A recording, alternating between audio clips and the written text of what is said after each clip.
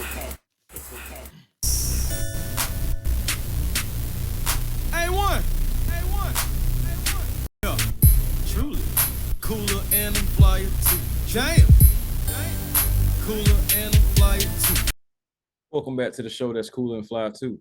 A1 Forever Sports. I am Chris Tipmore, back with another episode to talk about these Atlanta Falcons. Yesterday they played the Los Angeles Chargers in a game that came down to the wire, and pretty much the Chargers were able to take a 20-17 win. Unfortunately for the Birds, came down to the wire, like I said, and Dicker the kicker, and he made the shoot.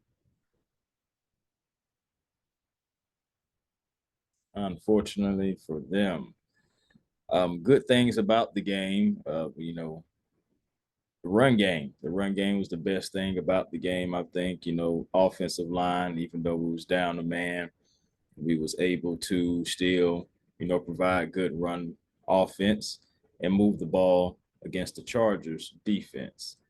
Bad thing though, Matt Hennessy did go down, and I believe he is already ruled out for Thursday's game against the Carolina Panthers. And this game also, yeah, first quarter, it was a game of quarters. I feel like first quarter was definitely Atlanta Falcons, second quarter, Chargers, Falcons, and then Chargers in the fourth. As of if some of you have even looked at the box score, you can honestly just see that like people just wasn't scoring in certain quarters, and it was a flippy floppy, crazy game. It just happens sometimes in Atlanta. We had a crazy game last week to where we won against the Panthers, and then this week, a game that we probably should have really had it, and we were unable to cash in on this victory. Still in tied for first, but unfortunately, the tiebreaker technically Tampa is, but we have a chance to get back on the horse real fast. Carolina Panthers coming up on this Thursday. Want to talk more in depth about this Atlanta Falcons team. And I also have a guest to join me today to talk about the Atlanta Falcons and the Chargers, and also to kind of preview the Panthers matchup coming as well. Kyle Pitts, 2 receptions, 27 yards. Believe it or not, he was the high man for the Atlanta Falcons as well. More things that I'm going to talk about with my guest here shortly. He's going to be coming in a few seconds here. I think there he is there. Let's bring him on in right now. All right, everybody. Let's welcome back to the show Aaron Freeman, the extraordinaire when it comes to Atlanta Falcons, the number one expert, and a guy who is very critical, but he should be, about our Atlanta Falcons. How you doing, Aaron? How you doing, man? I appreciate it. I try to stay humble, but when you say things like that about me, it's so impossible to do. Nah. Hey, man, I'm supposed to big up my guests, man. What can I say? Speaking of bigging up, how can we big up our Falcons, man, at this particular time? Yesterday, you already know, coming down to the wire with the game yesterday. Unfortunately, coming up 3 points shy.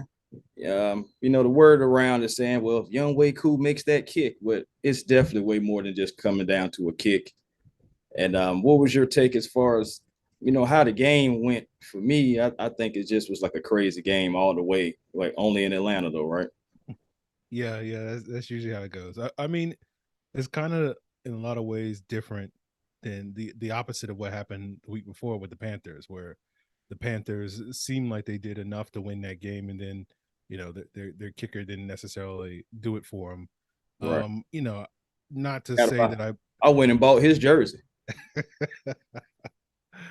Not to say that it's Young Wei Koo's fault. A 50-yard kick. He's been pretty automatic on those kicks, but like that's still for a pretty tough kick to hit. And to me, like the game kind of went how I thought it was going to go. Like I thought it was going to be a close back and forth game, and you just kind of hoped it wouldn't come down to the Falcons defense needing to have to stop Justin Herbert from going down the field and scoring at the end in order to win the game. So you wanted to see the offense put a little bit more pressure on the Chargers by, getting that opportunity late in the game and going down the field themselves and scoring. And then you can even say that, hey, the defense did actually get it done and until Taquan Graham decided, he wanted to drop the football, brother. which, Brother. Oh, normally I would be upset about that, but I'm just like, look, there's been so many ways the Falcons have lost games. Like that one is just like, oh, that's okay. That's a new one. I haven't seen that one before. that's what it was for me too. I was like, like it's too much like right. Hey man, hey, I'm gonna run with the ball. And I seen the highlights. I was watching the game right then. Nobody touched him. Nope, nobody, not a soul, a ghost. That was about it. Just right on out. And in the time and in the heat of the moment, of course, you're yelling at the TV, the monitor, whatever you're watching the game, and you're like, what? Initially. And I know he got beat up on, I'm saying, probably like an hour or two, I'm saying, after the game as well, too. But I mean, he a big man, man. He need to go to the Aaron Freeman School of Hands, man. You need to put him in there now. Absolutely, man. It was weird. It was a weird play because like you could tell like he's running with it. He's got it tucked in his one arm, and he's like looking ahead, like he's thinking about, okay, I got to switch it so that I can get the stiff arm going on Justin Herbert or whoever he was trying to stiff arm or whatever. And so like in that process, he's thinking like 3 steps ahead. He's got his end zone dance ready to go. Oh, yeah, he's already And ready. yeah, and so he's thinking what's his celebration going to be Right. when he finally gets tackled, and he just forgot, you got to hold on to the ball while you're thinking about those things. I And just hate it for Ty, man, because like I feel like one of the greatest moments in his young career turned into like one of the worst moments. Just it like really in an did. instant, just in a matter of seconds, like it was like, oh, triumphant. And then it was just like, oh boy, you just did not do that. Yeah, So yeah, it's tough. It's tough. it was crazy. But going back to what you were saying real quickly though about coming down to like it being, the defense against Justin Herbert, who by the way, an important factor is we did not get him on the ground either, by the way. Did not get him on the ground. He did not get dirty, clean jersey. But us it coming down to that, I mean, like you said, the Falcons still did, do the best they possibly could, still missing AJ Terrell, missing other people, of course, as well. I'm not trying to make excuses for them, but it is the facts. But okay, how confident? Let's switch it for a second. Let's say we have the ball at the end of the game. Do you trust Marcus Mariota to be able to make the plays, especially the way that he played yesterday, 23 attempts, only converting on 12? Yeah, I mean, yeah, that's every time someone asks me a Marcus Mariota question, I give a big sigh.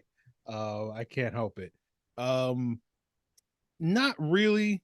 I mean, like we've seen him make some plays. Like we kind of saw him do that in the Chargers game. Like, he had the big run, Plays. yeah, in overtime that kind of helped seal that win before Koo hit the game winner there. And so like I trust Mariota's legs to do stuff. I don't really trust his arm to do stuff.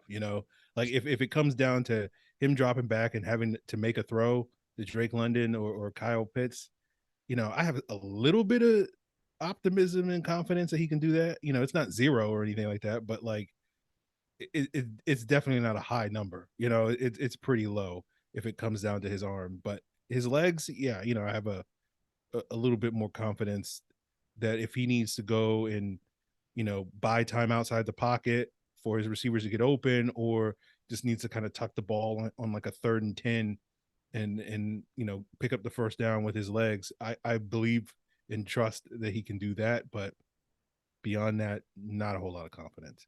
Man, I feel like, I mean, we already know Marcus is supposed to be the bridge quarterback, whatever, But Marcus, man, for me is like a double-edged sword. He can make plays that other people can't, and sometimes he make plays he should make that he just is unable to do. Just like, okay, perfect example, that play where he's like spent out the sack and then like was able to toss it to Algiers. Only he could have made that play. Yeah. I feel like if Ritter or, of course, Matty Ice was in there, it'd have been a sack. I just honestly feel that way. So it's things that he can do, but I hate to say it, like just missing Kyle Pitts, like on that deep crossing route and everything. I know Kyle Pitts gets a lot of grief about his route running anyway, but honestly, he had a step on the defender. That ball placement is great. That's a touchdown. So I feel like we just traded kind of like an arm for legs in a way. Yeah. Yeah. I hear you on that. It's tough because, like, particularly with him and Pitts, like they tried to link up, like, I think 4 times in that game on deep balls. And if you hit one of those, especially that one at the end, it feels like the Falcons win. And it's just like that's kind of the margin for error that they have, which wasn't huge. You just need a couple of those throws. Like, we know the Falcons can run the football. They did it really, really effectively against the Chargers. It's just they couldn't really link up on enough of those throws. Like, Mariota made a couple of them, as you mentioned, one of them. But it's just like it feels like just a handful more. And I think that's why, to a lot of folks watching this team, it's so frustrating with the whole Mariota conversation when you bring in Desmond Ritter to the conversation, because it doesn't feel like the bar is particularly high that Desmond Ritter has to clear. Like, we're not really asking Desmond Ritter to come in and throw the ball 30 times a game and complete 25 passes and throw for 300 yards. It's just like, hey, when we throw the ball, 23 times, instead of completing 12 of them or whatever it was, can you complete 14 of them? And that doesn't feel like a huge challenge. And I think that's why a lot of people, after games like this, are constantly calling for, Ritter to get an opportunity and get a look. And we'll see, that's not going to happen this week on a short week, but right. You do wonder a little bit if the Falcons drop this game to the Panthers and fall to 4-6. I think those calls are going to only get louder, and we'll see sort of what happens after that point. Well, the only thing that calms down the calls is really winning. That's the only thing that's been able to save Marcus. I believe, I gave him 8 weeks anyway before he gets yanked. And of course, came and gone. But winning is the reason why he's able to stay as long as he wins. He comes in, we beat the Panthers. Guess what's going to happen? Yeah. So that's what it's all about. But like you said, connecting with more of those targets would be great. Yeah, it was Marcus was 12 for 23 with 129 yards, and your top receiver was Kyle Pitts, but he only had 2 receptions for 27 yards, and on top of that, 7 targets. So you missed him 5 times regardless, or regardless of a drop or anything. Regardless, y'all didn't connect 5 times. Drake London about the same. So it's just like those are the playmakers. I really was happy to get CP back. Of course, he came in and did his thing. Even though I want to give love to Tyler Algiers, man. I know I just got to ask, how you feeling about Tyler Algiers now? I know coming into the season, I know you've had mixed feelings. Yeah, I thought the Chargers game was his best game of the season. Yeah, definitely. I think prior to that, I was like, yeah, he's been fine, but he hasn't been like anything special. Like it felt like Patterson was really good. Before he got injured, and then obviously was really good coming back from that injury on Sunday. And Caleb Huntley's been kind of just quietly the better of the 2 running backs between him and Algier. But like, I think yesterday was really the first time where it did look like Tyler Algier was the best running back on the field. And that's saying something, because both Patterson and Huntley played really well in that game. Yes, they did. Yeah, I mean, Huntley, he comes in, get some good production in. I've always liked Caleb, man. As far as just coming from the offseason, seeing him working, I feel like he's definitely working. But yeah, Tyler Algier is definitely his best game. Because previously I felt like the Panthers game was probably his best game. And now, building off of that, hopefully it's going to build on some more. Hopefully he'll get over 100 yards or whatever the case may be. Just all depends on game flow, of course. But as far as the defense too, man, I just didn't like the fact. I don't like the fact how guys who are not the number ones can come in and have 8 receptions for 106 yards, like Palmer did.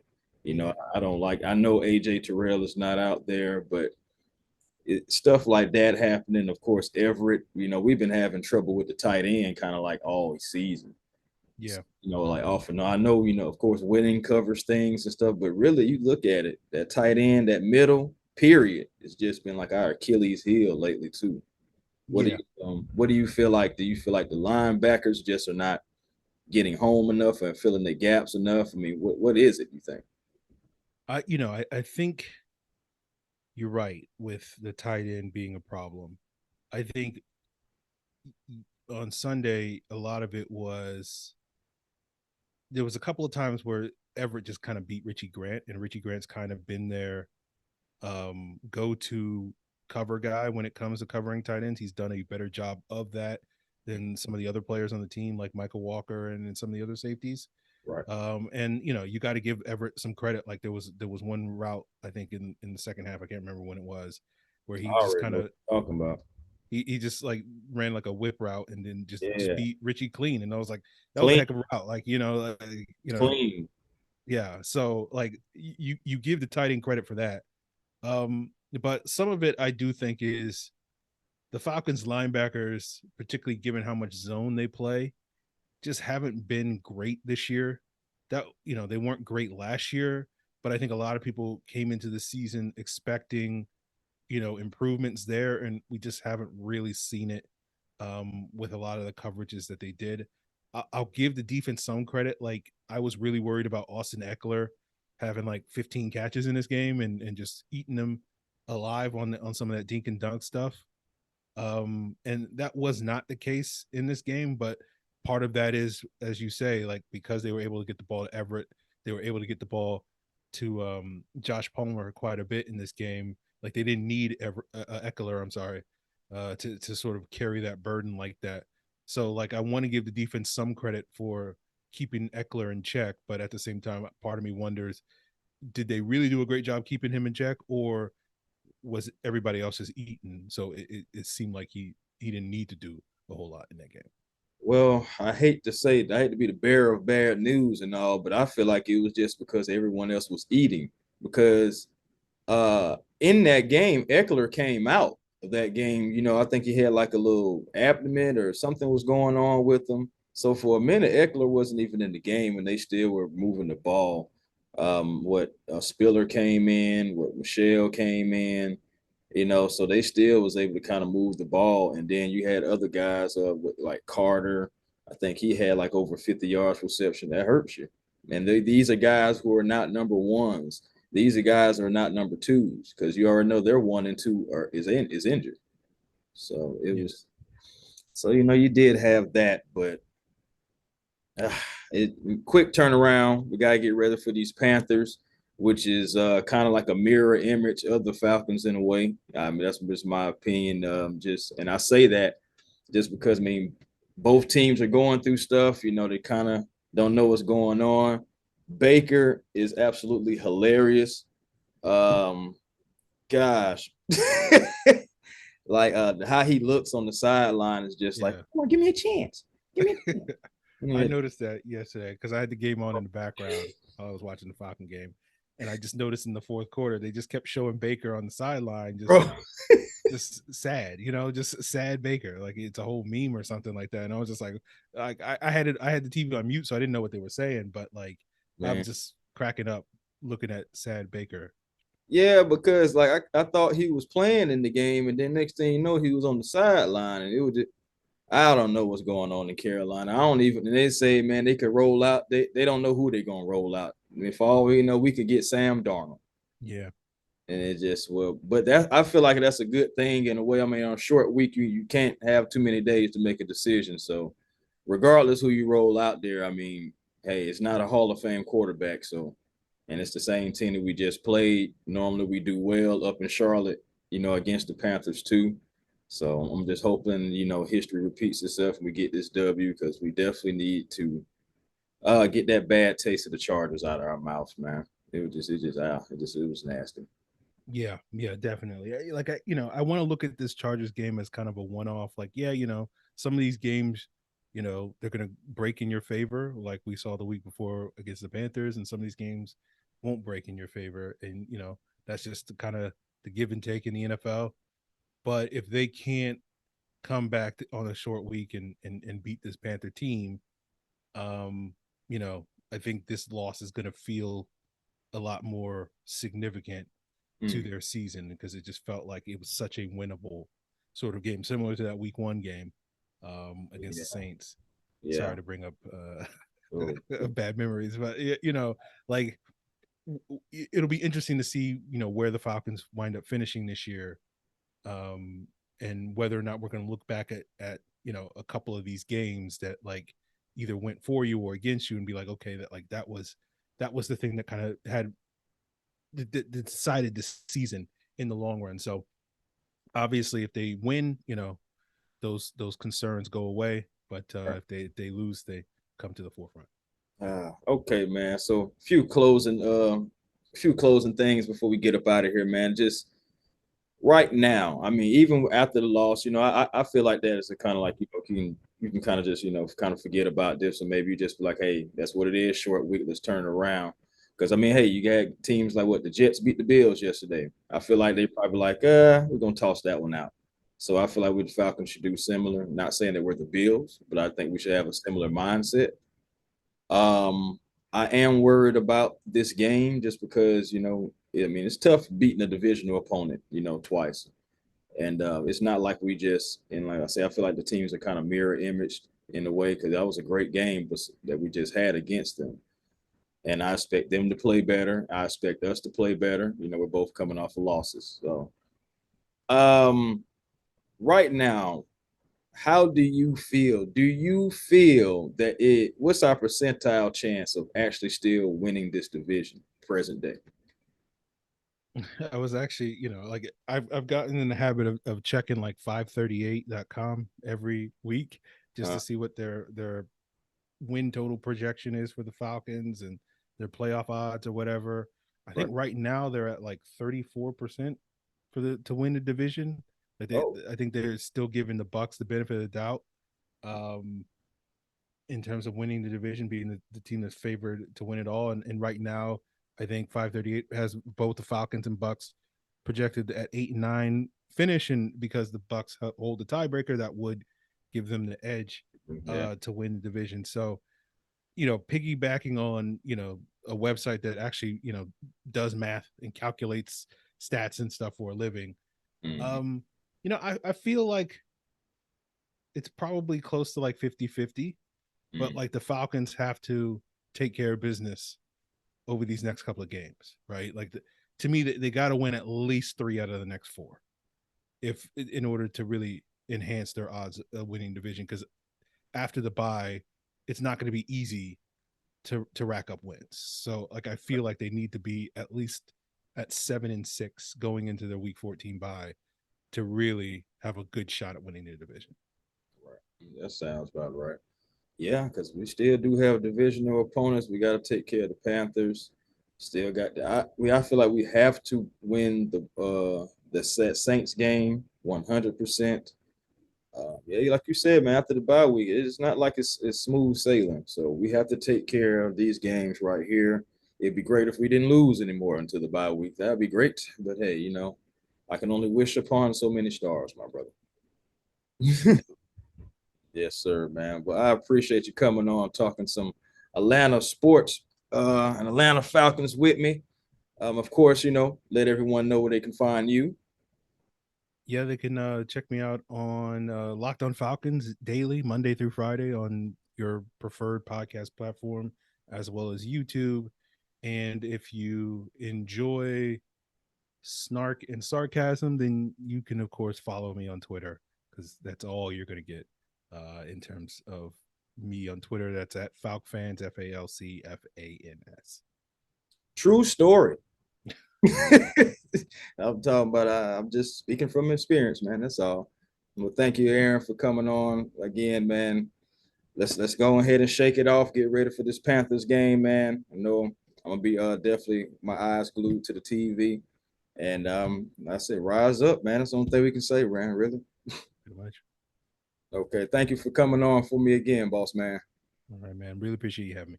Oh man, it's all a pleasure. It's all mine. Trust me.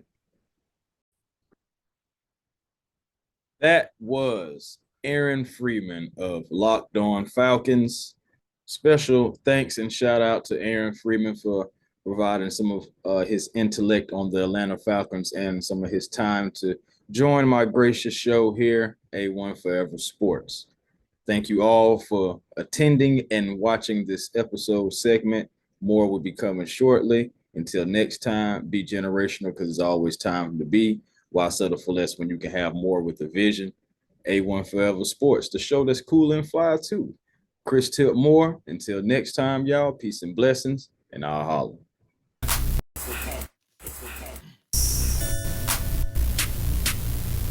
A1. Yeah, truly. Cooler and I'm flyer too. Jam.